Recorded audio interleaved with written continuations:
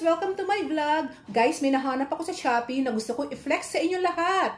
Isa rin ba kayo sa naghahanap ng walking pad o yung parang treadmill? Actually guys, treadmill na pinaliit siya para medyo compact siya. Kasi di ba yung original na treadmill is malaki siya, bulky. Ito, pwede siyang i-hide under the bed, under the couch. So, perfect siya sa malitang space. Eh, di ba this past few days, madalas umuulan. So, wala na tayong time para mag-walk outside, mag-exercise, or pumunta sa gym. At, especially sa mga naka-work from home, guys, perfect ito. Kasi nga, hindi nyo na kailangang magmadali para pumunta sa gym. Right beside you, i-pull nyo lang, nandyan na kagad, i-plug nyo lang, is parang naka-treadmill na kayo. Ang ganda ng walking pad na ito, guys. Pakita ko sa inyo lahat ng features niya, kung saan ko nabili. Ay, nabanggit ko nga sa Shopee, at kung magkano, guys. Ito, itry na natin. Baka naghahanap kayo, perfect ito para sa inyo. Guys, pakita ko muna sa inyo yung binili kong treadmill. Ito siya. Ayan. Yan siya. Actually, 3 months ko na siyang ginagamit, guys. Ayoko muna kasing i-share sa inyo hanggat hindi ko siya proven. Kailangan matest ko muna siya kung talagang matibay ba siya, tough ba siya, magtatagal ba siya, bago ko siya i-share sa inyo. Medyo may gas-gas na siya o mga mark ng rubber shoes kasi everyday ko siyang ginagamit for 3 months. Ngayon, medyo 3 months na kasi siya sa akin. Gusto ko munang ma-prove talaga na okay siya before ko i-share sa inyo. Ngayon, guys, ayan, medyo maalikabok na nga Andito pala yung on-off niya. I-on natin. Ayan siya. Nag-on na siya. Explain ko lang sa inyo a bit. Ito pala yung speed niya. Kasi meron siyang remote, guys. Asan na ba si remote? Ito, meron siyang remote. Pwede nyong i-adjust ang speed niya. Plus, up. Pwede nyo rin pababaan. Dito sa may, sa may parang negative sign, yan pababa. Tapos ito is yung timer, kung gaano na kayo katagal gumagamit, kung 30 minutes or 1 hour na kayo nagwa-walk.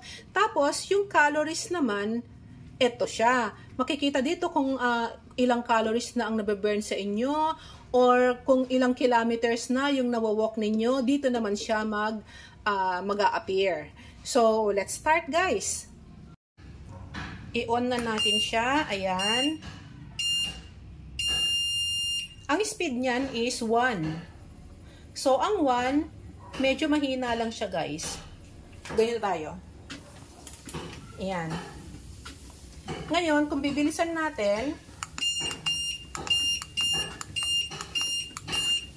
pabilis din siya ng pabilis. Ayan. Medyo mabilis na. Depende, guys, kung gusto niyo ng walking lang or running.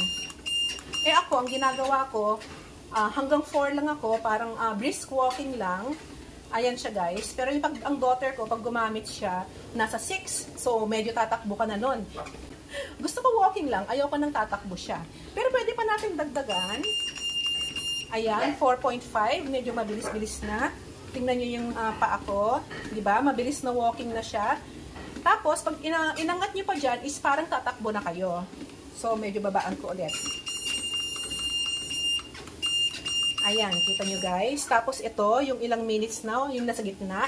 Ilang minutes na siya. Calories nyo or yung ilang kilometers, ayun, nasa kabila.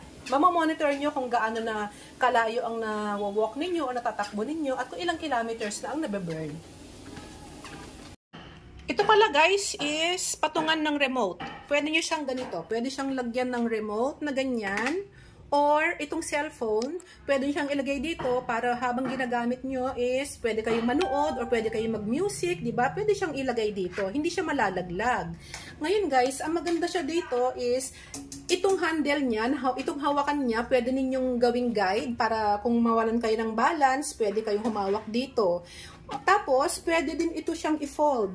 Na-a-adjust siya here sa baba. May ina-adjust ito. Itong red na to, luluwagan nyo ng ang tornilyo niyan. Tapos, ifo-fold nyo na ito papunta dito sa baba para maipasok nyo siya under the bed at maipasok nyo siya kahit sa couch, under the couch, sa mga sofa nyo.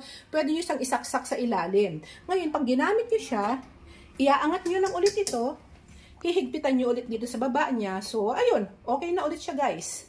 Madaling itago, di ba?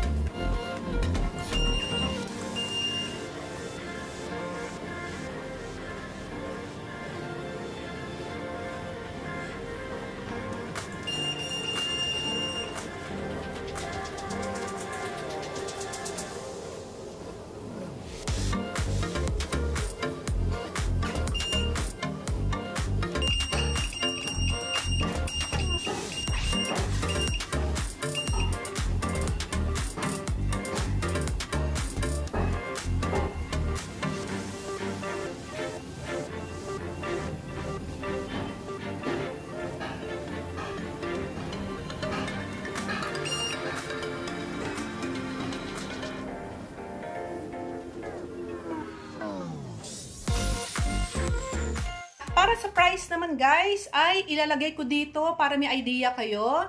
At open nyo na lang yung link guys. Kung gusto nyo umorder, doon ko siya binili. At mukhang tough naman. 3 buwan ko na siyang ginagamit. Okay naman siya.